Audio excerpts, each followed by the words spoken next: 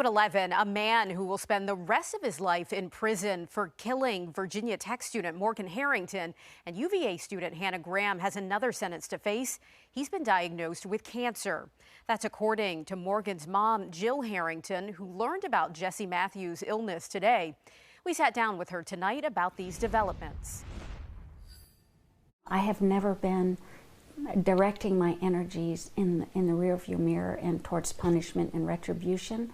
And Jill Harrington says that hasn't changed even with news that Jesse Matthews, the man who murdered her 20-year-old daughter Morgan in 2009, has been diagnosed with cancer. So I'm not fist bumping and happy that he has a challenging diagnosis. He received 7 life sentences for his crimes. And if that life is to be shorter than we expected, I am fine also with that.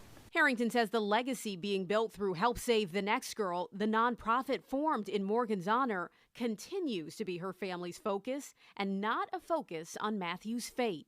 Once he was stopped, whatever justice came forth, I was very comfortable with. And, perhaps this is his destiny and his karma. Harrington was also informed that Matthew was transferred to a different state prison for medical treatment. She says the most important thing is that he can never hurt another girl.